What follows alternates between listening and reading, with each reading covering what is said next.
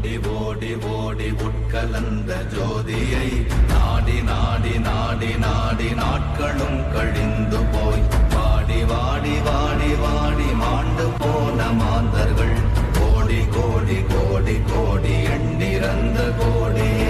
ஓம் நமச்சிவாய ஓம் ஓம் நமச்சிவாய ஓம் நமச்சிவாய ஓம் ஓம் நமச்சிவாய ஓம் நமச்சிவாய ஓம் ஓம் நமச்சிவாய ஓம் நமச்சிவாய ஓம் ஓம் நமச்சிவாய.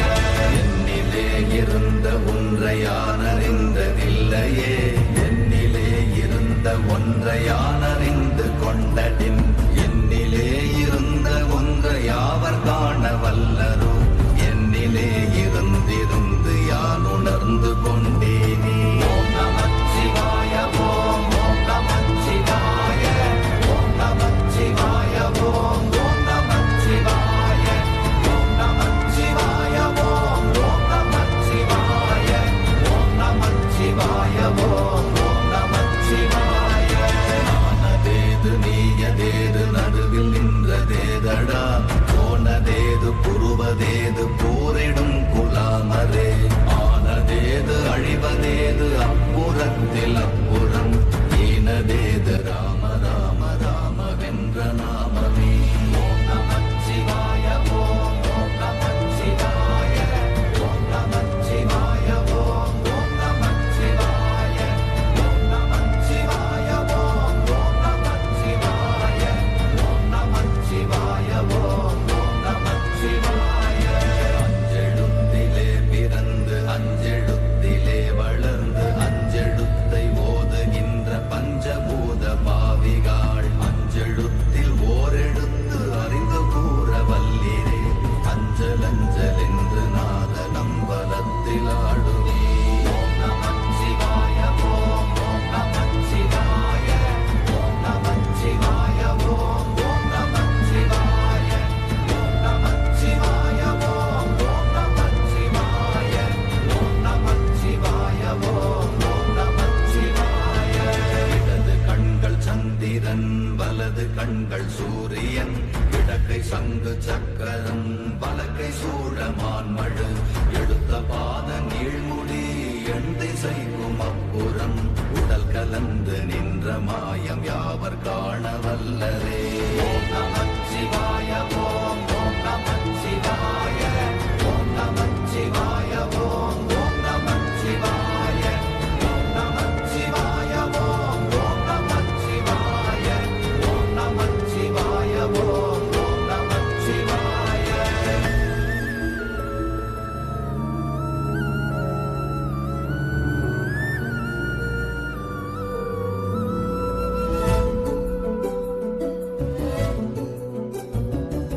உருவுமல்ல வெளியுமல்ல ஒன்றை மேவி நின்றதல்ல, மறுவுமல்ல காதமல்ல மற்றதல்ல அற்றதல்ல, பெரியதல்ல சிறியதல்ல போகுமாவிதானுமல்ல, அரியதாகி நின்ற நேர்மை யாவர் காண வல்லரே. ஓம் நமச்சிவாய ஓம் ஓம் நமச்சிவாய ஓம் நமச்சிவாய ஓம் ஓம் நமச்சிவாய ஓம் நமச்சிவாய ஓம் ஓம் நமச்சிவாய ஓம் நமச்சிவாய ஓம் ஓம் நமச்சிவாய. மண்கலம் கவிழ்ந்த போது வைத்து வைத்தடுக்குவார், பெண்கலம் கவிழ்ந்த போது வேண்டுமென்று வேணுவார், நம் கலம் கவிழ்ந்த போது நாரும் என்று போடுவார், என் கலந்து நின்ற மாயம் என்ன மாயம் ஈசரே. ஓம் நமச்சிவாய ஓம் ஓம் நமச்சிவாய ஓம் நமச்சிவாய ஓம் ஓம் நமச்சிவாய ஓம் நமச்சிவாய ஓம் ஓம் நமச்சிவாய ஓம் நமச்சிவாய ஓம் ஓம் நமச்சிவாய. ஆனவஞ்செழுத்துளே அண்டமும் அகண்டமும், ஆனவஞ்செழுத்துளே ஆதியான மூவரும், ஆனவஞ்செழுத்துளே அகாரமும் மகாரமும், ஆனவஞ்செழுத்துளே அடங்கலாவலுற்றதே. ஓம் நமச்சிவாய ஓம் ஓம் நமச்சிவாய ஓம் நமச்சிவாய ஓம் ஓம் நமச்சிவாய ஓம் நமச்சிவாய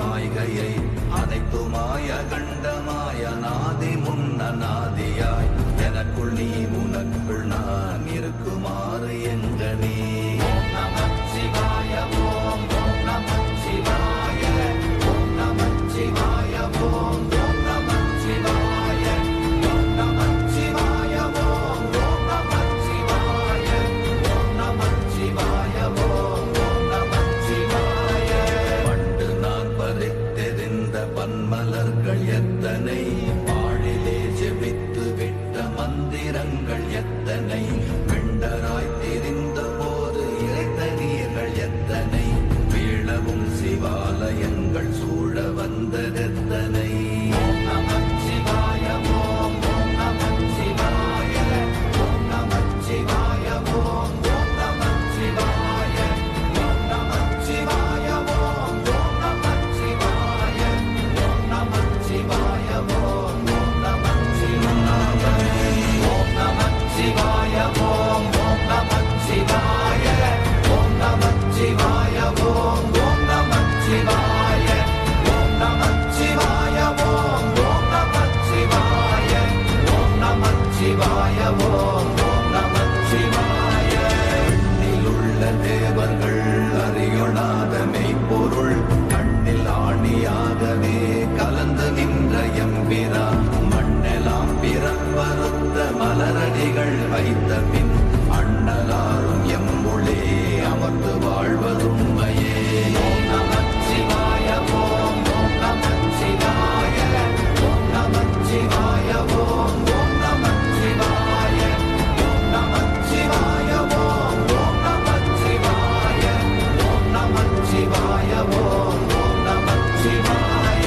அகாரமான தம்பலம் அநாதியான தம்பலம் உகாரமான தம்பலம் உண்மையான தம்பலம் அகாரமான தம்பலம் வடிவமான தம்பலம் சிகாரமான தம்பலம் தெளிந்ததே சிவாயமே ஓம் நமச்சிவாய ஓம் ஓம் நமச்சிவாய ஓம் நமச்சிவாய ஓம் ஓம் நமச்சிவாய ஓம் நமச்சிவாய ஓம் ஓம் நமச்சிவாய ஓம் நமச்சிவாய ஓம் ஓம் நமச்சிவாய உண்மையான மந்திரம் ஒளியிலே இருந்திடும் நன்மையான மந்திரம் சமைந்த ரூபமாகிய வெண்மையான மந்திரம் விளைந்து நீரனானதே உண்மையான மந்திரம் தோன்றுமே சிவாயமே ஓம் நமச்சிவாய ஓம் ஓம் நமச்சிவாய ஓம் நமச்சிவாய ஓம் ஓம் நமச்சிவாய ஓம் நமச்சிவாய ஓம் ஓம் நமச்சிவாய ஓம் நமச்சிவாய ஓம் ஓம் நமச்சிவாய ஓம் நமச்சிவாயமே உணர்ந்துமே உணர்ந்த பின் ஓம் நமச்சிவாயமே உணர்ந்துமே தெளிந்த பின் ஓம் நமச்சிவாயமே உணர்ந்துமே உணர்ந்த பின் ஓம் நமச்சிவாயமே உட்கலந்து நிற்குமே ஓம் நமச்சிவாய ஓம் ஓம் நமச்சிவாய ஓம் நமச்சிவாய ஓம் ஓம் நமச்சிவாய ஓம் நமச்சிவாய ஓம் ஓம் நமச்சிவாய ஓம் நமச்சிவாய ஓம் ஓம் நமச்சிவாய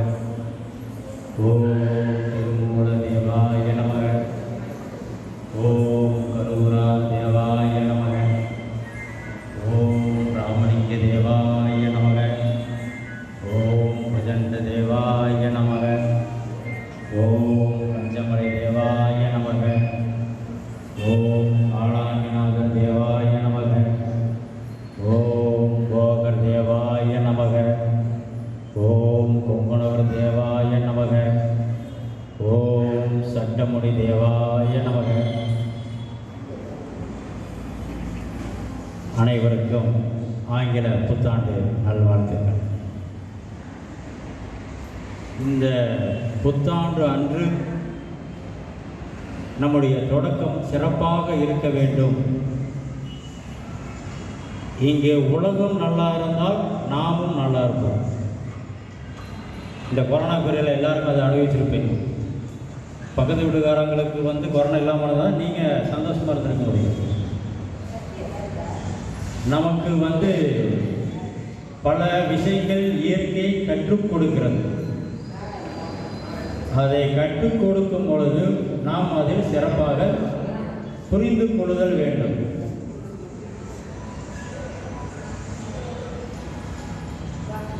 அப்படின்னு நீங்கள் கொண்டு போகும்போது அது அம்பாள் வழிபாடாக மாறும். ஜோதி வழிபாடு பண்ணும் பொழுது அது இறைவனுக்குரிய விஷயமாக மாறும். முக்கியமாக நம்முடைய சித்தர் வழிபாட்டில் ஜோதி வழிபாடே சிறப்பான விஷயம். ஏன்னா இறைவன் ஜோதி ரூபமாக இருக்கிறார். இதை பல ஞானிகள் நியாயமார்கள் நமக்கு சொல்லியிருக்காங்க. ஒளி ரூபமாக இருக்கிறார் அப்படின்னு. இதில் வெளிப்படையாக நம்முடைய ராமலிங்க சுவாமிகள் அருட்பெருஞ்சோதி அருட்பெருஞ்சோதி தனிப்பெருங்கருணை அருட்பெருஞ்சோதி சொல்லியிருக்கார், வெளிப்படுத்தியிருக்கார். அப்ப இந்த அருட்பெருஞ்சோதியை வணங்கணும். இது வணங்குவதற்கு என்ன பண்பு வேணும்? சரிதானா? ஒரு பண்பு வேணும்ல. என்ன பண்பு?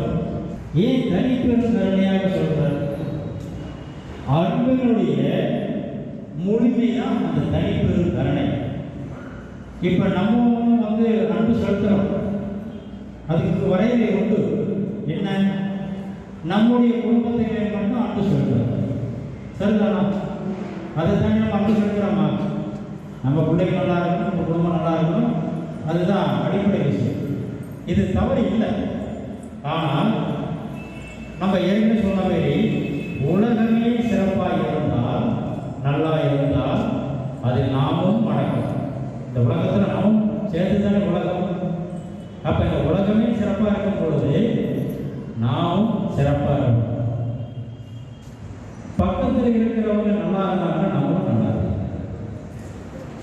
ஆனால் நம்ம அதை தவறா அப்படின்னு பண்ணுறோம். என்ன பண்ணுறோம்?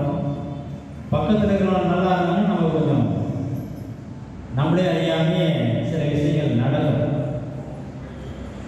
அதாவது இந்த இறைவனை அடைவதற்கு வள்ளுவர் பெருமான் ஒரு விஷயத்தை சொல்லியிருக்காரு, அருமையான விஷயம். ஔவையார் அறம் செய் அப்படின்னு சொன்னதுக்கு அந்த அறம்னா என்னன்னு சொல்லி வள்ளுவர் பெருமான் சொல்லியிருக்கிறார். என்ன? மனத்துக்கள் மாசுநாதன் அனைத்தர் ஆகல நீரப்பெண், மனத்தில் குற்றம் இல்லாமல் இருப்பதே அறம் அப்படின்னு வள்ளுவர் அதுக்கான வரையறை சொல்றார். சரி, மனத்தில் குற்றம் இருக்கக்கூடாது, சரிதான்.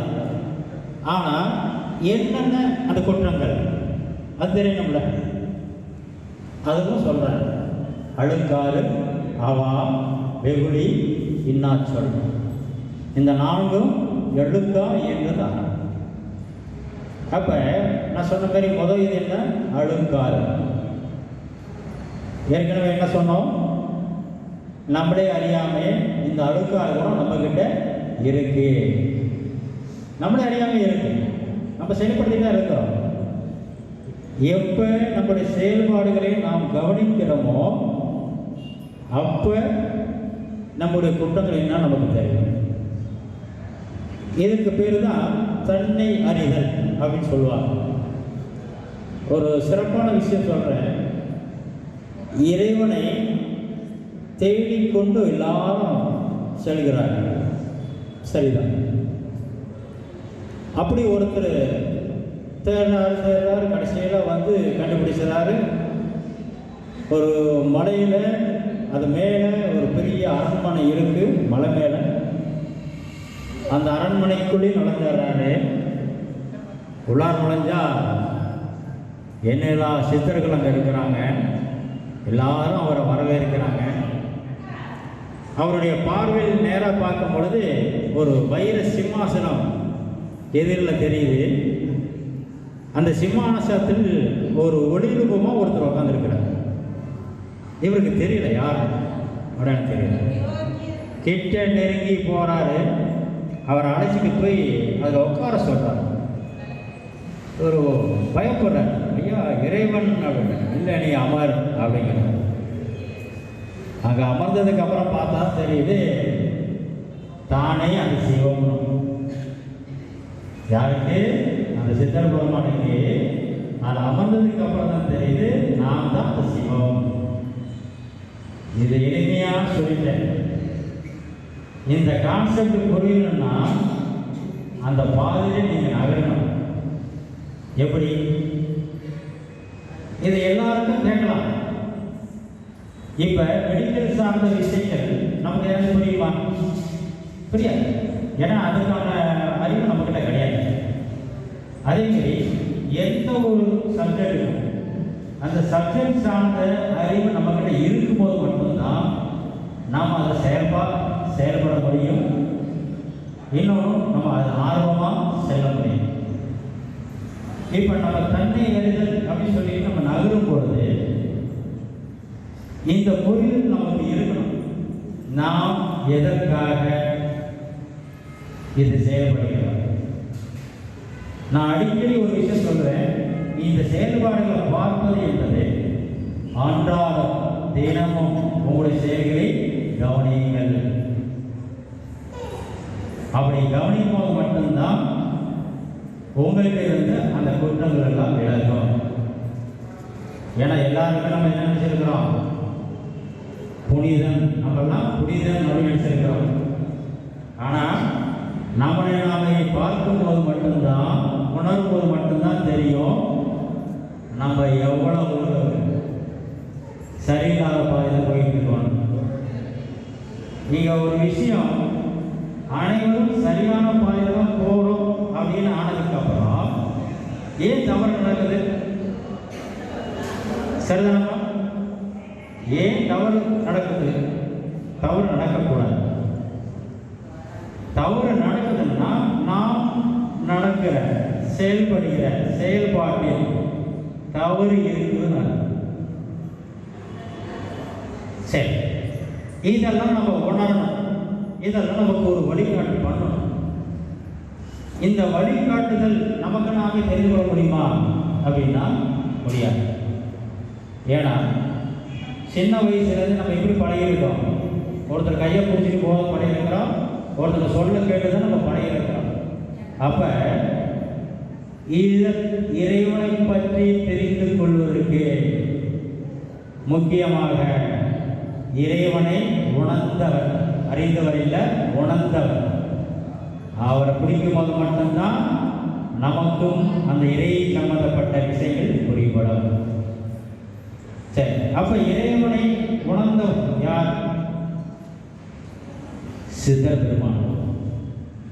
சித்தர் பெருமான் தான் இறைவனை முழுமையாக உணர்ந்து அவருடன் கலந்தவர்கள். இங்கே எல்லா ஆன்மீக நிகழ்ச்சியும் இறைவனை அடைவதற்காக, அது எந்த மாற்று கருத்தும் கிடையாது. ஆனால் சித்தர் மார்க்கத்தில் சொல்கிற விஷயம் வேற எந்த மார்க்கத்திலையும் கிடையாது. எல்லாரும் இறைவனை தேடி ஓடுவாங்க. ஆனால் அந்த இறைவனை நீயே இறைவனாக மாறலாம் என்று சொல்வது தான் சித்தர் மார்க்கம். ஆனால் அந்த உணர்வு அடையும் போது மட்டும்தான்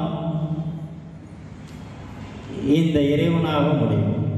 வெறும் வார்த்தையால் சொல்லிட்டோம், அகம்பிரமாசின்னு சொல்கிறாங்க, நான் கடவுள்னு சொல்கிறாங்க. நான் கடவுளா? கிடையாது. ஏன்? உணரலை. உணரும் போது மட்டும்தான் இந்த அகம்பிரமாஸ்மிங்கிறதுக்கும் நான் கடவுள் அப்படின்னு சொல்றதுக்கும் அர்த்தம் வரும். இல்லைன்னா வர. சரி, இதை தாண்டி இந்த சித்தர் பெருமானுங்களை நம்ம ஏன் வணங்கணும்? எல்லாரும் இறைவனை அடைந்து சொல்லும் பொழுது சித்தர் பெருமான்களுக்கும் மற்றவர்களுக்கும் என்ன வித்தியாசம்? இங்கே ஒரு கருத்து தவறாக புரிந்து கொண்டிருக்காங்க. ஜீவ சமாதி அப்படின்னு. சரிதானா? இந்த ஜீவ சமாதிங்கிறதுக்கு யாருக்காச்சும் என்ன சொல்லுங்க பார்ப்போம். உங்களுக்கு தெரிஞ்ச விஷயம் சொல்லுங்க, தப்பு இல்லை. ஜீவ சமாதினா என்ன அர்த்தம் சொல்லுமா? ஒருத்தர் தன்னை வந்து சமாதி நிலைக்கு கொண்டு போறது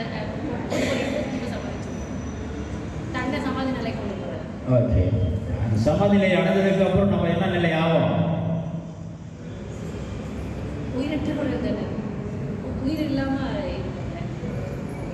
இவங்க சொல்ல சரியா? சமாதி நிலை என்பது ஜீவ சமாதி அப்படிங்கிறது அடக்கம் செய்வதா? ஆனால் அதுதான் நீங்களாம் நம்பிட்டு இருக்கீங்க. சரிதானா? அதான் நீங்கள் நம்பிட்டு இருக்க விஷயம். சரி, ஜீவன் அப்படின்னு என்ன அர்த்தம்?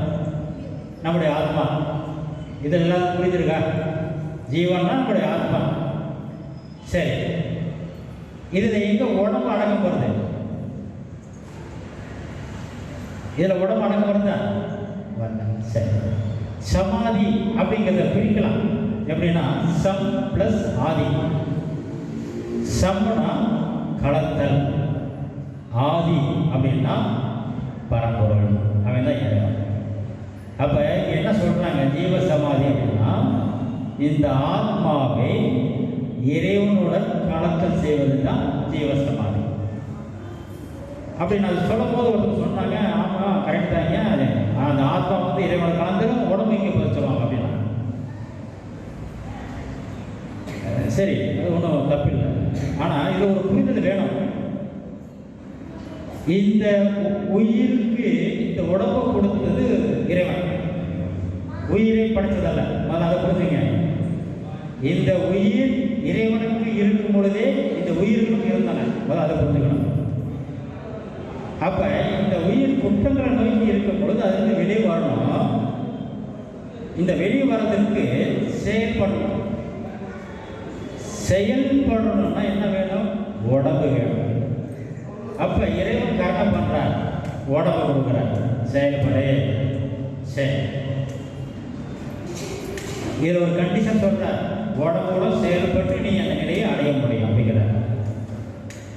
இப்ப நீங்க சொல்ற மாரி ஜீவன் உடம்பை விட்டு பிரிஞ்சிருச்சு, இங்க சமாதி பண்ணிட்டாங்க, அடக்கம் பண்ணிட்டாங்க. அப்ப அந்த ஜீவன் என்ன பண்ணும்? இறைவன் போகுமா? போகாது. இன்னொரு உடம்பை தேடும். இன்னொரு உடம்பை தேடுதுன்னு என்ன அர்த்தம்? இன்னொரு பிறவி வருதுன்னு அர்த்தம். வேற ஒன்றும் கிடையாது. ஆனால் எல்லாரும் ஞானிகளும் பாடியது என்ன? இறைவனை அடையணும், பிறவியில்லா நிலை அடையணும். கரெக்டானா? பிறவியில்லா நிலைக்கு தானே அடையணுங்கிறாங்க. இங்கே உடம்பு விட்டதுக்கு அப்புறம் எப்படி இறைவனை அடைய முடியும்?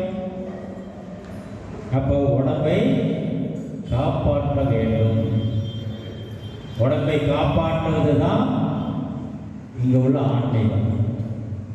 ஆன்மீகம் ஆன்மாவை மீட்டுக் கொள்வது. உடம்பை எப்படி காப்பாற்றலாம்?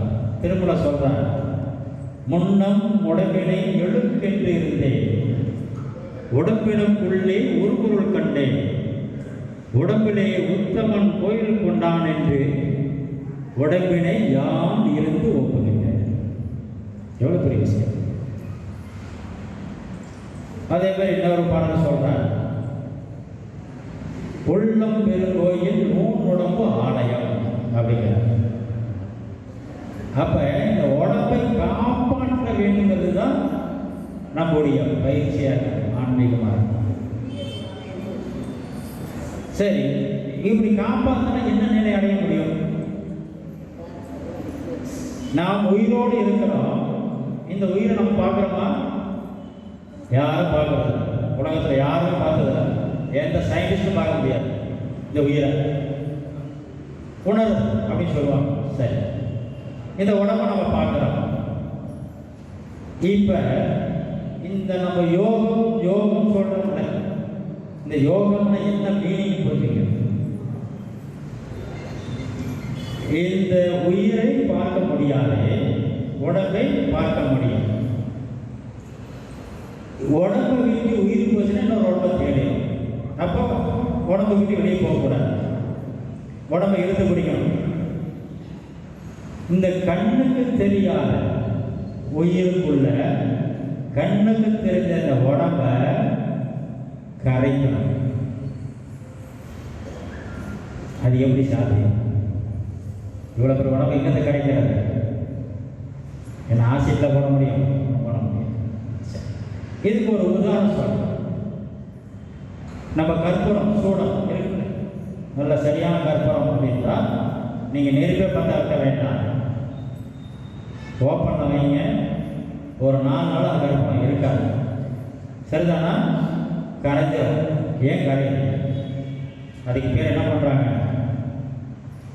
பதங்கமாதல் அப்படி சொல்கிறாங்க. சப்ளிமேஷன் இங்கிலீஷ் நினைக்கிறேன், அதான் அவங்களுக்கு தெரியும். அப்போ அந்த கரைதலுக்குரிய தகுதியை இந்த உடம்பை கொண்டு போகும். அப்போ அந்த கற்பூரத்தில் ஏற்கனவே அதுக்கு உள்ளுக்குள்ள ஒரு சூடு இருக்கு. அந்த சூடுனால தான் அது கரையும். சூடு இல்லாமல் கரையும், சூடு இருக்கு. இங்கே இதே ஒரு கான்செப்டை தான் நம்ம இதில் புகுத்துறோம். என்ன? இந்த உடம்புக்குள்ளேயும் ஒரு சூட்டை நாம் உருவாக்கணும். ஏற்கனவே நம்ம சூடு என்ன? 98.7. ஓகே, இதில் மேலே ஏறாலும் குறைஞ்சாலும் நம்ம உடம்பு அஃபெக்ட் ஆகும். இந்த உடம்பு மட்டும் இல்லை, கடலுக்கு, ஒவ்வொரு பொருளுக்கு, எல்லா உயிரினங்களுக்கும் ஒவ்வொரு வெப்பநிலை உண்டு. அதை அதுக்கு செய்யணும். அப்போ இந்த நிலையில் நம்முடைய சூழலை எப்படி மாற்றலாம்? நம்ம இந்த யோகம் சொல்கிறோம்ல, இந்த உயிர் வாழ்வதற்கு எது அவசியமா இருக்கு?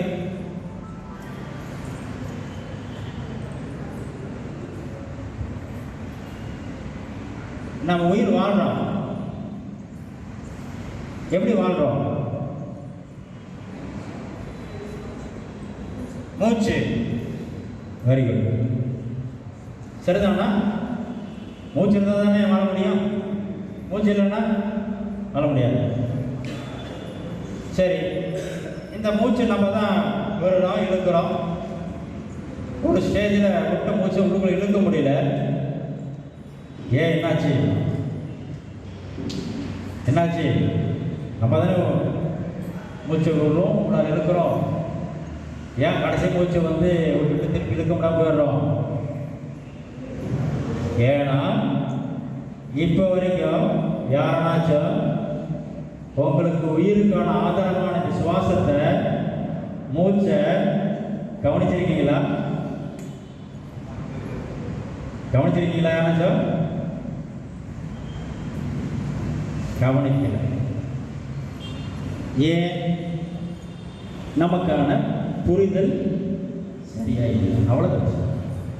ஏன்னா நம்ம வழி நடந்தவர்கள் எப்பவுமே இறைவனை அடையணும் அப்படின்னா ஒரு பக்தி மார்க்கம், ஒரு சொல்லிட்டு போடு, ஒரு தேங்காவோட ஒரு பொங்கல் வை, சரியா போச்சு, அவ்வளோதான். செஞ்சோம். அப்படி செஞ்சால் நம்ம இந்த உடம்பை காப்பாற்ற முடியுமா? வாய்ப்பே கிடையாது. அதில் ஏன்னா இதுமாரி பேச்சை ரொம்ப பேர் இப்போ தான் கேட்பீங்க. மேபி உங்களுக்கு அது கான்ட்ரவர்சியோட இருக்கலாம். நீங்கள் எந்த சித்த நூல்களும் சரி, முக்கியமாக திருமந்திரத்தில் போய் ஆராய்ச்சி பண்ணுங்க. இதெல்லாம் என்னுடைய கருத்து கிடையாது, திருமூலர் சொல்கிறார், அதான் உண்மை. உங்களுக்கு குறையாக அதை விளக்கிட்டு இருக்கிறேன். வெறும் பாடலாம் சொன்னோம்னா உங்களுக்கு இதாகிடும். திருமூலர் சொல்கிறார், இந்த உலகத்துக்கே இப்போ வரைக்கும் இந்த யோகா சம்பந்த விஷயத்தில் யார் முன்னோடி? ஒன்று திருமூலர், இன்னொருவர் யாருமா தெரியுமா? பதஞ்சலியா? கேள்விப்பட்டீங்களா? பதஞ்சலியார் கேள்விப்பட்டீங்களா? இந்த 2 பேரும் தான் யோக சாமி விஷயத்தில் எழுதியிருக்காங்க. என்ன பதஞ்சலியார் எழுதுறது சமஸ்கிருதத்தில் எழுதியிருக்காரு, திருமூலர் தமிழில் எழுதியிருக்கிறார். இந்த பதஞ்சலியாரும் திருமூலரும் ஏக காலத்தில் சிவனிடம் தீட்சை பெற்றவர்கள். ஆரம்பத்தில் பெற்ற 8 பேரில் இந்த 2 பேரும் சேர்ந்தவங்க. அதில் ஒவ்வொருத்தருக்கும் ஒவ்வொரு பணி. இவங்களுக்கு இந்த யோக சாந்தி விஷயத்தை சொல்வதற்கான பணி கொடுத்துருக்காரு இறைவன். அப்போ இந்த சுவாசத்தை நம்ம சொல்கிறோம், சுவாசத்தை கவனிச்சிக்கலாம். ஏன் சொல்கிறோம்? கடைசி மூச்சு நம்மளால் நிப்பாட்ட முடியுங்கிறதுக்காக. சரிதானே? சரி, அப்படி கவனிச்சா என்ன ஆகும்? ஒரு சின்ன விஷயம் சொல்கிறேன், செக் பண்ணுங்க. ஏன்னா சில விஷயம் ப்ராக்டிக்கலாக மூவ் பண்ண மட்டும்தான் உங்களுக்கு இன்வால்மெண்ட் வரும். வெறும் தேர்வில் வேலைக்கு ஆகாது. சித்தர் வழிபாட்டில் எப்பொழுதுமே தேர்வுகள் கிடையாது, ப்ராக்டிக்கல் தான், செயல்முறை தான். செயல்படுங்க, சிறப்பாக செயல்படுங்க, நல்ல நிலையாக. இது ஒன்றுமே இறைவன் அடைவதற்காக மட்டும் நான் சொல்லலை, நம்முடைய குடும்ப மேன்மைக்காகவும் இது உண்டு. அதை புரிஞ்சுக்கணும். ஏன்னா எல்லாரும் இறைவன் அடைய முடியாது. அதை தாண்டி இந்த லௌகிக வாழ்க்கையில் நம்ம சிறப்பாக இருக்கணும். ஏதோ வந்தோம் வாழ்ந்தோன்னு இருக்கக்கூடாது, சிறப்பாக வாழணும். நான் சொல்கிற விஷயம் சிறப்பாக வாழணும் தான் சொல்லியிருக்கிறேன். அப்போ அதுக்கு இந்த புரிதல் தேவை. அப்போ இந்த மூச்சை கவனிக்கணும். இப்போ ஒரு செக் பண்ணலாம். எல்லாரும் ஒரு 5 நிமிஷம் அவங்க சுவாசம் எப்படி போகுது மட்டும் பாருங்க. நீங்கள் ஒன்றும் பண்ண வேண்டாம், சுவாசம் எப்படி நடக்குது ஒரு கவனிங்க.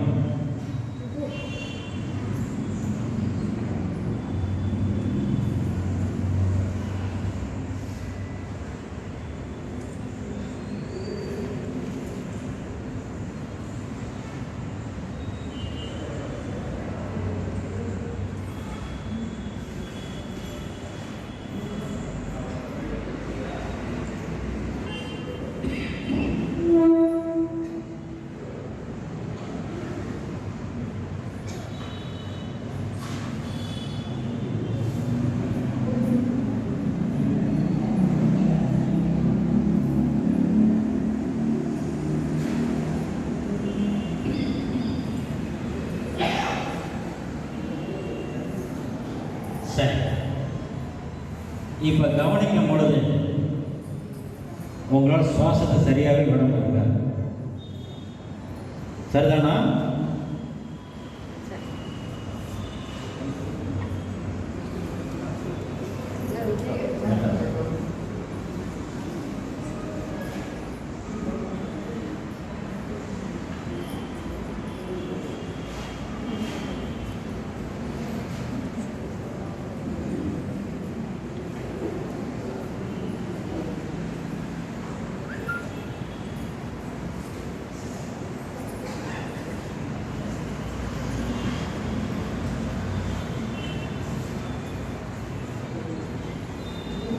இந்த தடுமாற்றத்தை எத்தனை பேர் உணர்ந்தீங்க? கைது இருந்துக்க. நானே தடுமாற்றம் வந்துச்சு. ஏன் வந்துச்சு?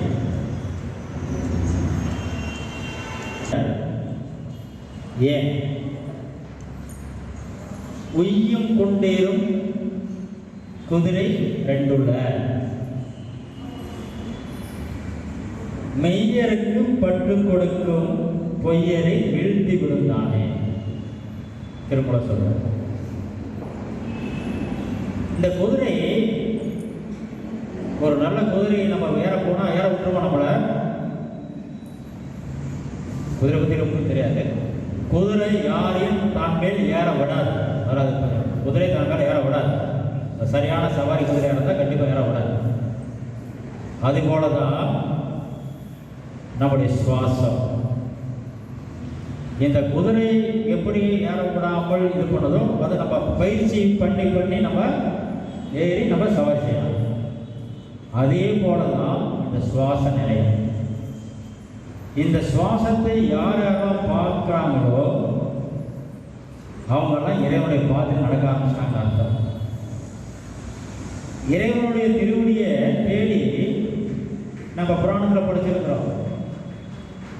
பெருமாள் பூமிக்கடியில் போனார். பிரம்மன் விஷ்ணுவுடைய சிவனுடைய தலை கதைக்கு போனார் சொல்லி 2 பேராலும் பார்க்க முடியல. அடிமொழி காணா பரம்பொருள், அடியும் முடியும் காண முடியாது. அப்பேற்பட்ட பரம்பொருளை நாம் ஈஸியாக பிடிச்சிடலாம். அவருடைய திருவிடை ரொம்ப ஈஸியாக பிடிச்சிடலாம். எங்கே இருக்கு? நம்முடைய சுவாசத்தில் இருக்கு. ஆனால் இப்போ நார்மலாக நம்ம சுவாசிக்கிறோமே அந்த சுவாசம் கிடையாது. அதுதான் ரொம்ப முக்கியம். இப்போ நம்ம சுவாசிக்கிற சுவாசம் நரி. ஏன்? அதனால தான் நமக்கு வஞ்சக எண்ணங்கள் ஏற்படுது. இதை நான் சொல்ல, திருமலை சொல்ற. அதுக்கு உதாரண கதை மாணிக்க வாசகர் கதை. மாணிக்க வாசகர் இறைவன் என்ன சொல்றார்? நான் குதிரை கொண்டாந்து தரேன்னு சொல்றேன். ஆனால் குதிரை கொண்டாந்து கொடுத்தாரா? நரியை பரியாக்கி கொண்டாந்து கொடுத்தார். அதுக்கு என்ன அர்த்தம்? சரியில்லாத எண்ணங்களுடைய மன்னன், பாண்டிய மன்னன், அவனுக்காக யாரும் மாணிக்க வாசகருக்காக அதை கொஞ்சம் சரி பண்ணி குதிரையாக கொடுத்தார். ஆனால் அவனுடைய எண்ணம் திருந்தனால அன்று இரவே அந்த குதிரைகள் எல்லாம் நிறைய மாதிரி ஓடிச்சு.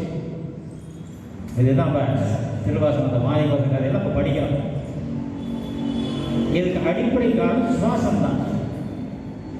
அப்போ யார் ஒருவர் சுவாசத்தை இழுத்து பிடிக்கிறார்களோ அவர்களுக்கு இந்த திருவடியை இறைவனுடைய திருவிடை பிடிச்சிடலாம். சரி, எவ்வளோ பிடிச்சு நாம் எதை அடைவது? இறைவன் அடைய சொல்கிறோம். இறைவன் நம்ம என்ன சொல்கிறோம்? அருட்பெரும் ஜோதியாக இருக்குன்னு சொல்லிட்டோம்.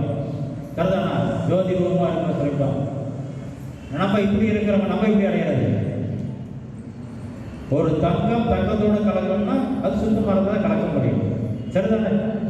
எந்த ஒரு விஷயமும் எதனோட கலக்கணுமோ அது அதனுடைய இயல்பை அடையலாம். நம்ம இறைவன் என்ன சொல்றோம்? பத்தரை மாட்டும் பொன் அப்படிங்கிறோம். சரிதானா? பொன்னார் மேனையனை பாடுறோமா? பொன்னார் மேனையன்னு சொல்லி நம்ம பெரியவங்க பாடிடுவோம்.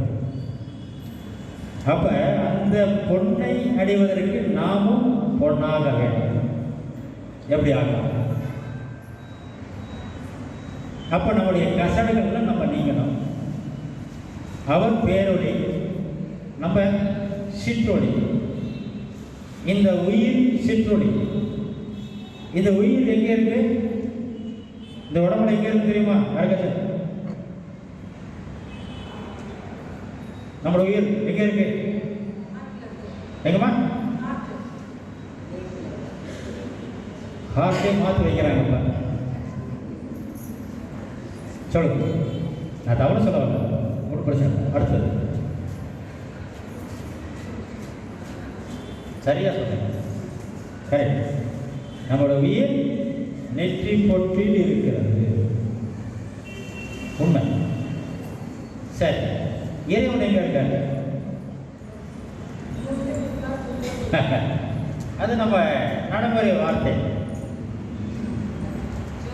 இதில் வேடிக்கை என்னன்னா, நம்மளை உயரமாக தூக்கி இங்கே வச்சுட்டார். ஆனால் இறைவன் நம்ம உடம்புல மலத்து குடலுக்கும் ஜலகுடலுக்கும் இடையில இருக்கிறார். அவ்வளோ ஒரு அசிங்கத்தில் போய் உட்காந்துருக்கார். எப்படி? கேள்வி கேட்கலாம். கேள்வி கேட்டால் தான் உங்களுக்கு ஒரு தெளிவு வரும் பிரச்சனை. ஏன்? ஏகன் அநேகன் சொல்றோமா? ஏகன் என்ன அர்த்தம்? அவரு பரபிரமமா இருக்கிறார். எங்க? பிரபஞ்சம் முழுவதும் விரைவி இருக்கிறார். அதனால் வச்சுங்க, பிரபஞ்சம் முழுவதும் விரைவி இருக்கிறார். அநேகனா இருக்கும்போது எப்படி இருக்கிறார்? ஒவ்வொரு ஜீவனுக்குள்ளும் அவர் இருக்கிறார். ஜீவன் எங்கே எந்த உடம்புக்குள் இருக்கிறதோ அந்த உடம்புக்குள் அவர் இருக்கிறார். சரி, இங்கே வேலை என்னன்னா, ஆன்மாவை நம்மளோட உயிரை மேலே வைத்திருக்கிறார். அந்த இறைவன் நமக்கு கீழே இருக்கிறார்.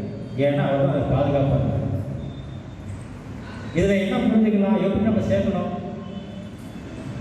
நாம் இங்கே கீழே இருக்கிற இறைவனை மேலே எழுப்புதல் வேண்டும்.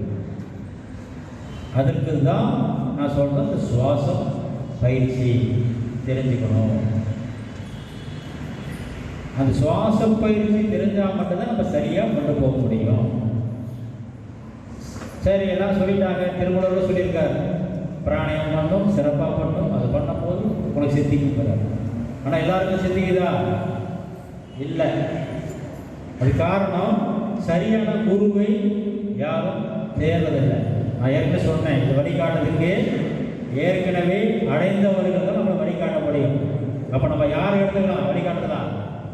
சித்தர் பெருமான்களே எடுத்துக்கலாம். திருமூலர், கருவூரார், காகபஜன், அகத்தீசர், இது மாதிரி எண்ணிலா சித்தர் கோடிகள் இருக்காங்க. சரி, இப்போ நம்ம அவரை வணங்குறோம், எப்படி நமக்கு உணர்த்துவாங்க? ரொம்ப பேருக்கு அது ஒரு சந்தேகம். ஏன்னா நேருக்கு நேர் அப்படின்னா அது ஒரு வேற விஷயம் அப்படின்னு. இந்த சித்திர வழிபாட்ட ஒரு சூட்சுமை என்ன அப்படின்னா,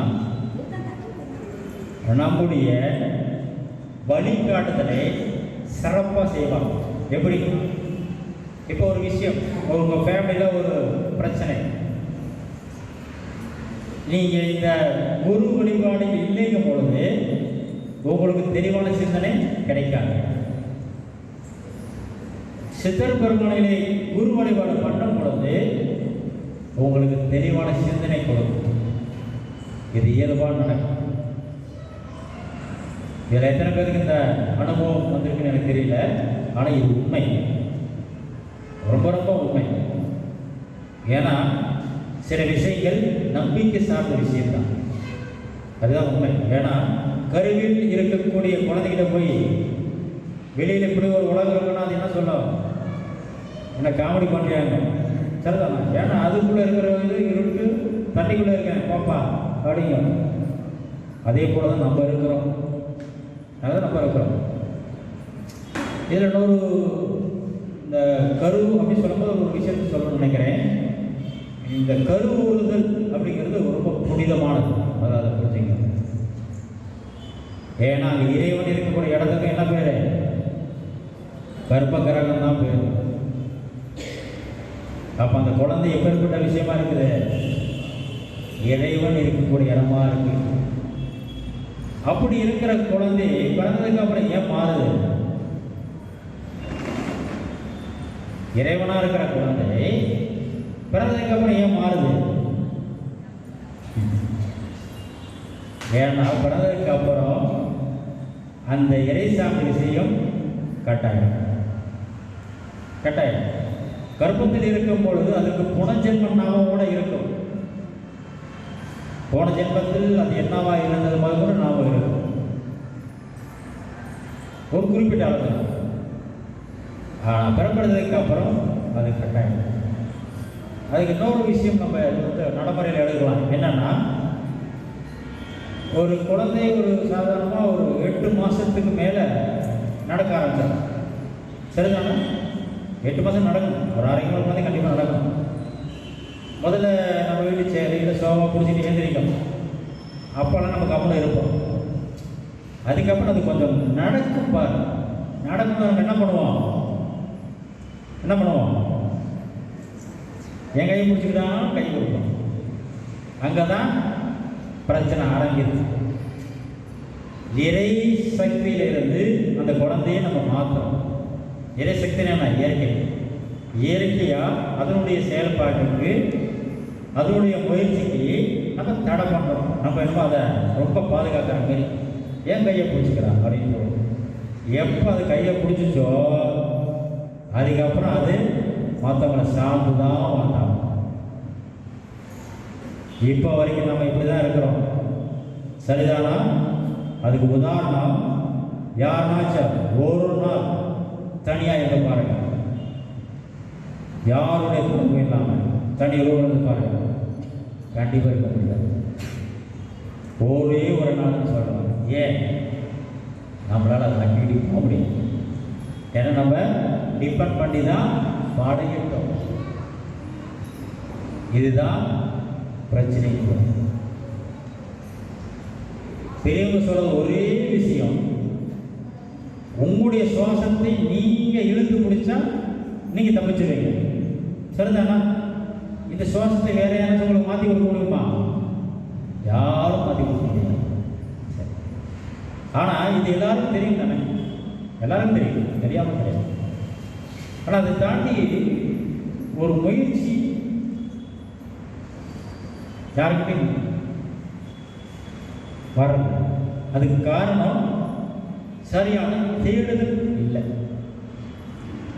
இப்போ நான் சொல்றது எல்லாமே ஏதோ ஜீபா கதை இல்லை, சரிங்களா? திருமலை சொன்ன விஷயங்கள், இன்னொன்று நான் உணர்ந்த விஷயங்கள். ஏன்னா சில விஷயம் நான் வந்து என்னங்கிற விஷயம் சொல்லக்கூடாது.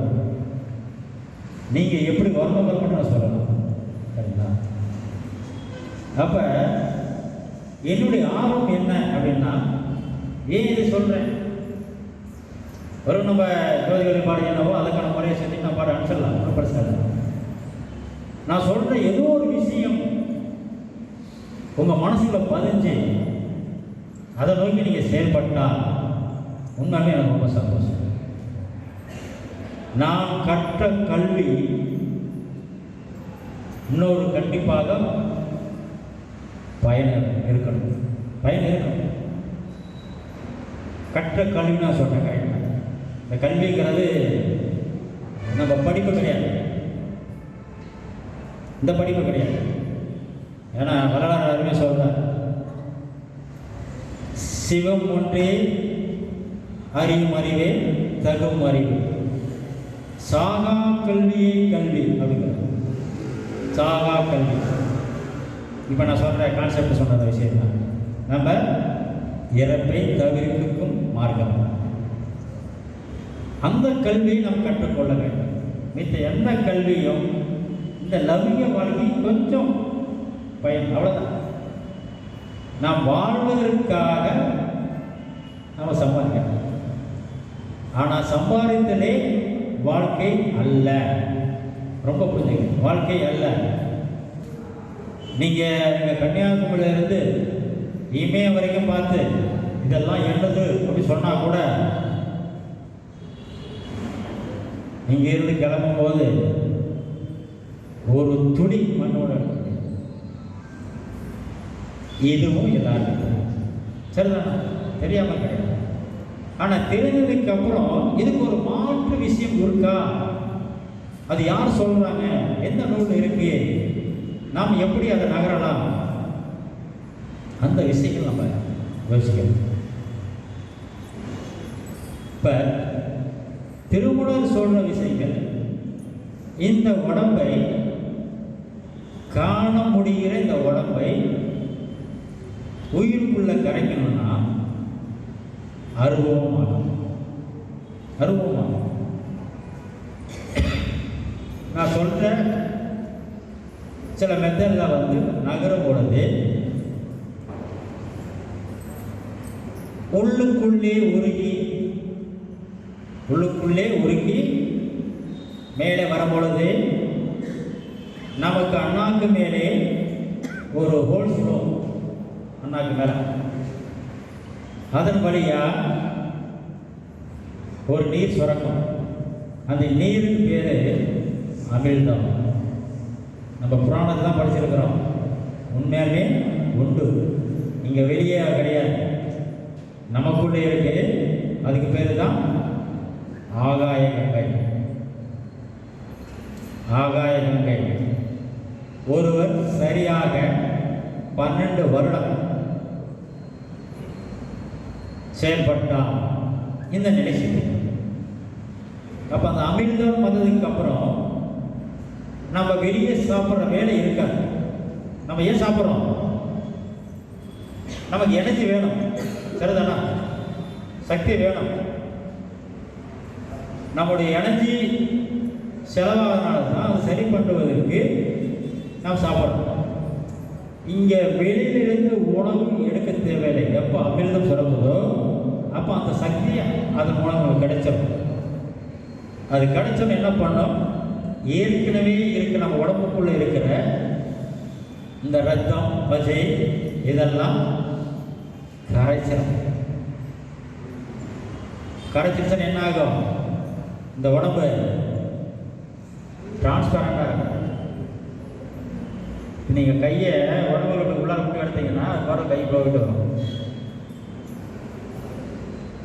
இப்போ நம்ம வியப்பாக இருக்கும் சரிதானே? ஏன்னா நம்ம இன்ன வரைக்கும் பார்த்தது அதான் உண்மை. ஆனால் இதுதான் நிலை. இது நம்ம ராமலிங்க சுவாமிகள் நடந்திருக்காரு. அவர் சொன்ன விஷயங்கள் பல விஷயம் நடந்திருக்கு. ரெக்கார்டில் இருக்குது, அரசாங்க ரெக்கார்டில் இருக்குது கவர்மெண்ட். ஏன்னா 200 வருஷம் தான் அவர் வாழ்ந்தது, அதனால் ரெக்கார்டில் இருக்குது, ஆங்கிலேய கவர்மெண்ட் ரெக்கார்டில் இருக்குது. அவரை ஃபோட்டோ எடுக்கும் பொழுது ஃபோட்டோ இல்லை, ஏன்னா உடம்பு இருக்கும்போது தான் ஃபோட்டோ வரும்.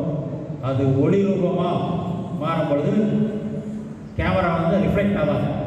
ரிஃப்ளெக்ட் ஆகலைன்னா உங்களுக்கு பதிவாகாது. அதேமாரி அவர் நடக்கும் பொழுது பகலில் அவருடைய நிழல் கீழே விடுவார். இப்போ நம்ம நிழல்லாம் விழுவுங்க சரிதானே? அப்படி நம்முடைய உடம்பு இந்த திடத்தன்மையில இருந்து என்ன பண்ணிடும்? கற்பூர தேகமாக மாற்றும். கேள்விப்பட்டிருப்பேன், கற்பூர தேகம் கேள்விப்பட்டிருப்பேன் வார்த்தை. கற்பூர தேகத்துக்கான அர்த்தம் இதுதான். இந்த கற்பூர தேகம் வந்ததுக்கு அப்புறம் எத்தனை ஆண்டுகள் வேணாலும் வரலாம். ஞானிகள்லாம் அந்த காலத்தில் 500 வருஷம் 1000 வருஷம் வேணாலும் சொல்கிறோம். படிச்சிருக்கோம்ல புராணத்தில், எப்படி வாழ்ந்தாங்க இந்த கான்செப்ட்? ஏன்னா ஜெயிச்சிட்டாங்க. ஜெயிச்சதுக்கப்புறம் அதுக்கப்புறம் அவங்களுக்கு மரணம் கிடையாது. சரி, எனக்கு இந்த லோகத்தில் வாழ்ந்தது போதும்னா தன்னை அப்படி கரைச்சிடுவாங்க, இறைவனோட கலந்துடும். இப்போ இது உண்மை நிலை. இயற்கை அடைதல், இயற்கை அடைதல் தான் உண்மை நிலை. ஆனால் நாம் என்ன பண்ணுறோம்? இயல்பா இந்த நிலையை அடைய முடியல, அந்த சிவலோக நிலையை அடைய முடியல. இதை தாண்டி ஒருத்தர் இறந்துட்டாருன்னா நம்ம அவருக்கு என்ன சொல்கிறோம்? இயற்கை அடைந்தார் சொல்கிறோம். சரிதானா? இயற்கை அடைந்தார், காலமானார் சொல்கிறோம். இதெல்லாம் பெரிய வார்த்தை, அருமையான வார்த்தை. இயற்கை அடைந்தார் அர்த்தம் இந்த பஞ்சபூத கூறுகளோடு எரிச்சு புதைச்சில்ல, அப்படியே கரைக்கிறது. அந்த இயற்கையோடு கலத்தல், பஞ்சபூத கூறுகளோடு நம்ம ஊரில் இருக்க பஞ்சபூதங்களையும் கலத்தல், அதுதான் இயற்கை அடைதல்.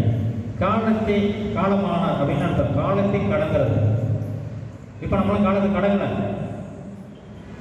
அதனால என்ன ஆகும்? நமக்கு கவனிங் உண்டு. காலத்தை கடக்காதனால, காலத்தை கடந்துட்டா இந்த உலகத்தில் எப்பொழுதும் நம்ம ஜீவிப்போம், எப்பொழுதும் ஜீவிக்கிறோம். இது எதுக்கு சொல்கிறோம்னா, இப்போ வரைக்கும் இந்த சித்தர்கள்லாம் இருக்கிறாங்க, அதை உண்மை. எங்க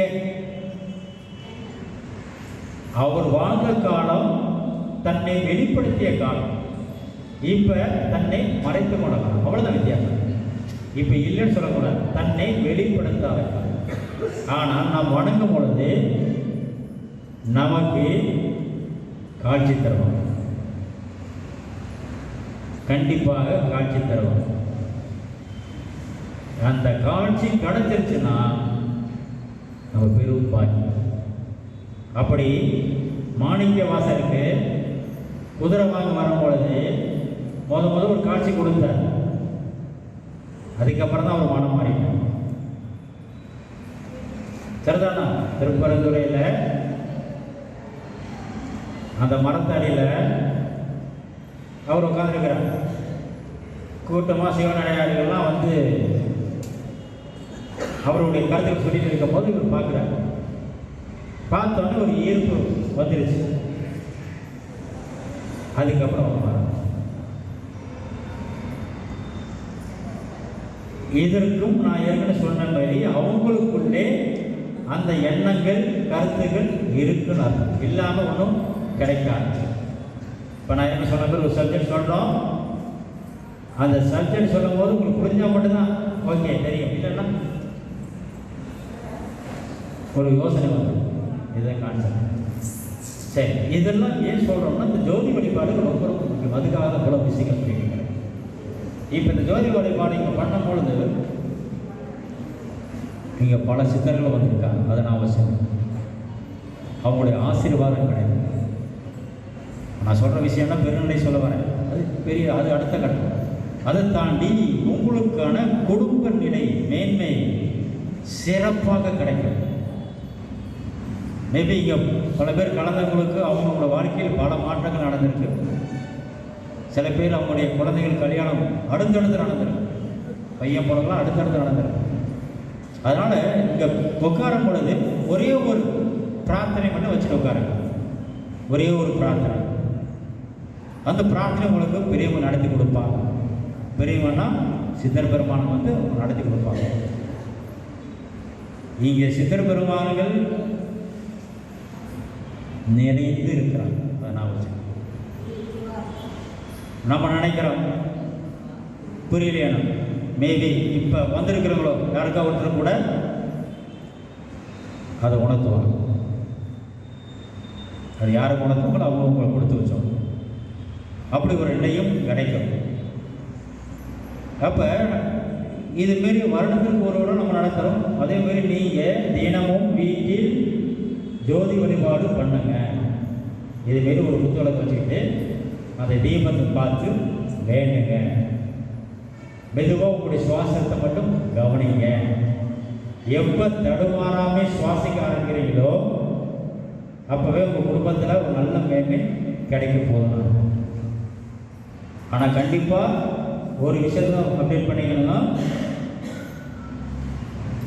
பன்னீர் திராட்சை இல்லை உலர்ந்த திராட்சை ரெகுலராக எடுத்துக்கணும். ஏன்னா உடம்பு சூடாகும். என்ன சொன்னோம்ல, உடம்புக்கு சூடு தேவையான அந்த சூடு வரும்.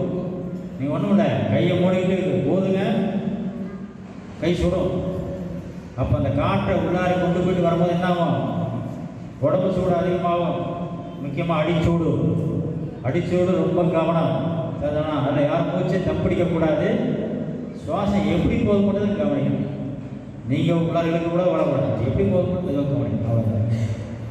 அப்படி கவனிக்கும் போது பெரியவங்க நாமத்தை சொல்லுங்கள். ஓம் அகத்தீஷா, ஓம் நந்திசாய், ஓம் திருமூல தேவா, ஓம் கருவூர தேவா அப்படின்னா பெரியவங்க நாமத்தை யார் பேர் ஆச்சும் நீங்கள் உச்சரித்து வாங்க.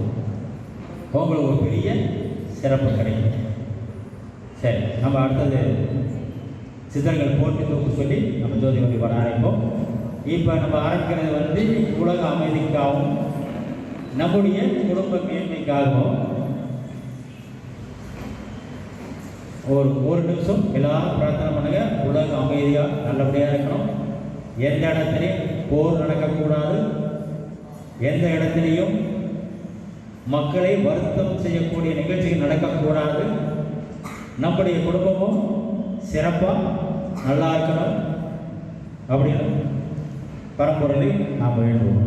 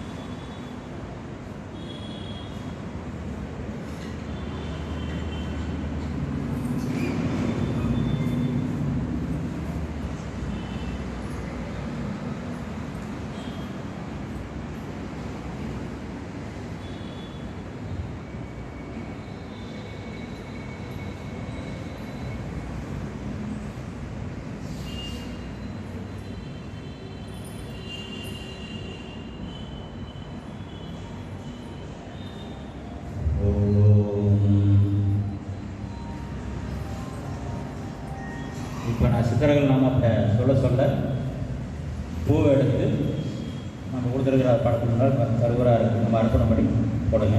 எல்லாரும் சொல்லுங்க. அகத்தியர் திருவடிகள் போற்றி. எல்லாரும் சத்தமாக சொல்லுங்க. சொல்ல நல்ல விஷயம். ஓம் அகப்பை சித்த திருவடிகள் போற்றி. ஓம் அசுவனி தேவன் திருவடிகள் போற்றி. ஓம் அத்திரி மகரிஷி திருவடிகள் போற்றி. ஓம் அனுமான் திருவடிகள் போற்றி. ஓம் அம்பிகானந்தர் திருவடிகள் போற்றி. ஓம் அருணிகநாதர் திருவடிகள் போற்றி. ஓம் அருணந்தி சிவாச்சாரியர் திருவடிகள் போற்றி. ஓம் அன்னமாகரவி திருவடிகள் போற்றி. ஓம் அருகணி சித்தர் திருவடிகள் போற்றி.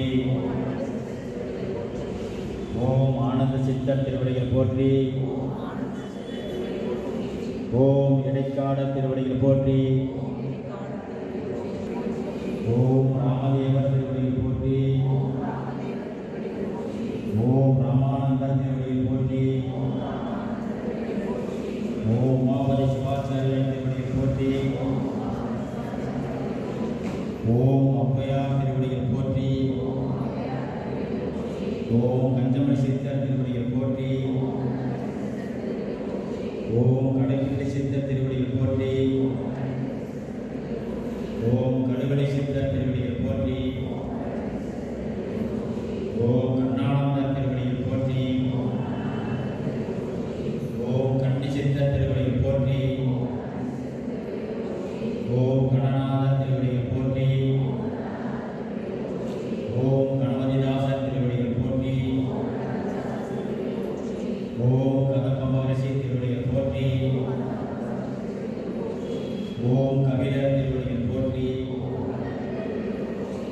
ஓம் கமலமுனிவர் திருவடிகள் போற்றி. ஓம் கருவுருதியார் திருவடிகள் போற்றி. ஓம் கல்லுடி சித்தர் திருவடிகள் போற்றி. ஓம் கலைக்கோட்டு முனிவர் திருவடிகள் போற்றி. ஓம் கௌபால சித்தர் திருவடிகள் போற்றி. ஓம் கணராமர் திருவடிகள் போற்றி. ஓம் காகபஜண்டர் திருவடிகள் போற்றி. ஓம் காசிபர் திருவடிகள் போற்றி. ஓம் நாராயணநாதர் திருவடிகள் போற்றி. ஓம் புதை நமச்சிவாய திருவடிகள் போற்றி. ஓம் புதப்பி சித்தர் திருவடிகள் போற்றி. ஓம் குமரகுருபரர் திருவடிகள் போற்றி. ஓம் குரு தட்சிணாமூர்த்தி திருவடிகள் போற்றி. ஓம் குருராஜர் திருவடிகள் போற்றி. ஓம் குருபச்சித்தர் திருவடிகள் போற்றி. ஓம் கூர்மானந்தர் திருவடிகள் போற்றி. ஓம் புவனேஸ்வரர் திருவடிகள் போற்றி. ஓம் கோரங்கர் திருவடிகள் போற்றி. ஓம் கௌசிகர் திருவடிகள் போற்றி. ஓம் கௌதமர் திருவடிகள் போற்றி. ஓம் சங்கமுனி சித்தர் திருவடிகள் போற்றி. ஓம் சங்கர மகரிஷி திருவடிகள் போற்றி. ஓம் சங்கரி சித்தர் திருவடிகள் போற்றி. ஓம் சச்சிதானந்தர் திருவடிகள் போற்றி. ஓம் கருணாதர் திருவடிகள் போற்றி. ஓம் சஞ்சயேசர் திருவடிகள் போற்றி. ஓம் சத்யானந்தர் திருவடிகள் போற்றி. ஓம் சிவயோக மாமுனிவர் திருவடிகள் போற்றி. ஓம் சிவவாகியர் திருவடிகள் போற்றி. ஓம் சிவானந்தர் திருவடிகள் போற்றி. ஓம் சிவபெருமான் திருவடிகள் போற்றி. ஓம் சுந்தரானந்தர் திருவடிகள் போற்றி. ஓம் சுந்தரமூர்த்தி திருவடிகள் போற்றி. ஓம் பூதமுனிவர் திருவடிகள் போற்றி. ஓம் சூரியானந்தர் திருவடிகள் போற்றி. ஓம் சூளமுனிவர் திருவடிகள் போற்றி. ஓம் சேதுமுனிவர் திருவடிகள் போற்றி. ஓம் சுரூபானந்தர் திருவடிகள் போற்றி. ஓம் சப்பு மகரிஷி திருவடிகள் போற்றி. ஓம் ஜமதகிணிகினி திருவடிகள் போற்றி. ஓம் ஜனகர் திருவடிகள் போற்றி. ஓம் ஜனந்தனர் திருவடிகள் போற்றி. ஓம் ஜனாதனர் திருவடிகள் போற்றி. ஓம் ஜனகுமாரர் திருவடிகள் போற்றி. ஓம் ஜெகநாதர் திருவடிகள் போற்றி. ஓம் ஜெயமுனிவர் திருவடிகள் போற்றி. ஓம் ஞானசித்தர் திருவடிகள் போற்றி. ஓம் நமானந்த திருவடிகள் போற்றி. ஓம் தன்வந்திரி திருவடிகள் போற்றி. ஓம் தாய்மான சுவாமிகள் திருவடிகள் போற்றி. ஓம் தானந்தர் திருவடிகள் போற்றி. ஓம் திரிகோண சித்தர் திருவடிகள் போற்றி. ஓம் திருஞான சம்பந்தர் திருவடிகள் போற்றி. ஓம் திருநாவுக்கரசர் திருவடிகள் போற்றி. ஓம் திருமாலை தேவர் திருவடிகள் போற்றி. ஓம் திருமூல தேவர் திருவடிகள் போற்றி.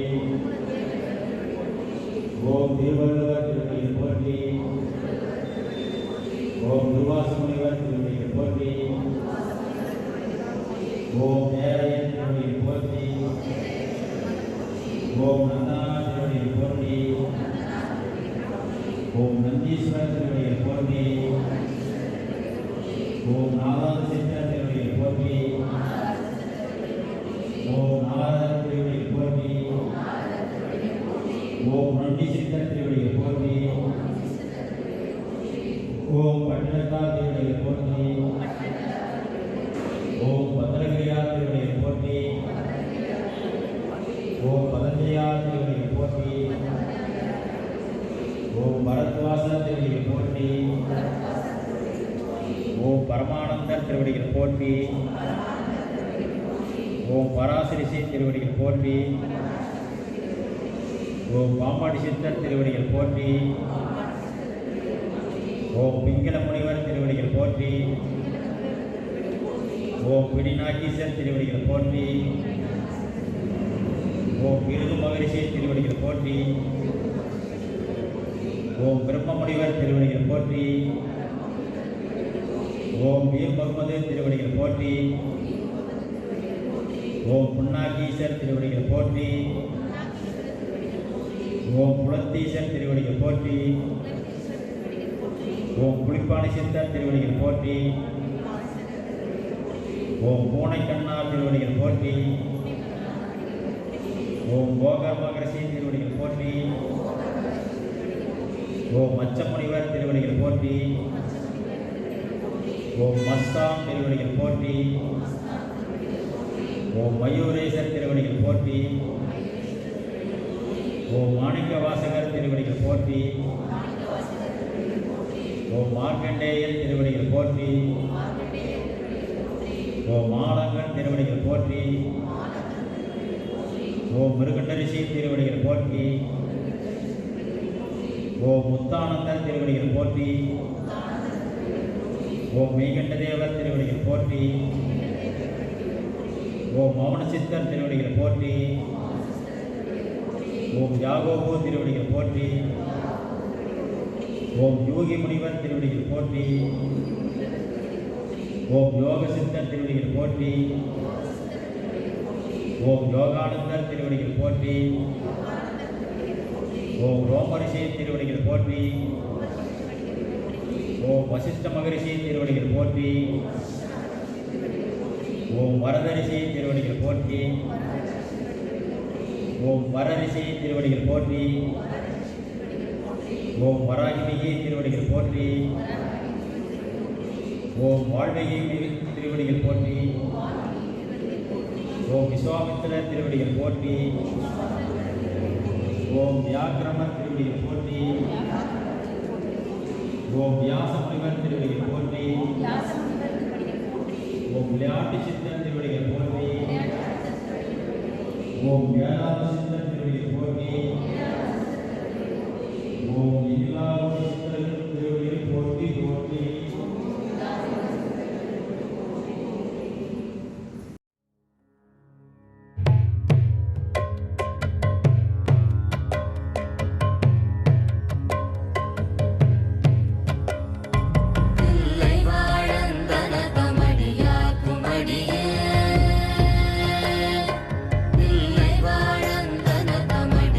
Come on.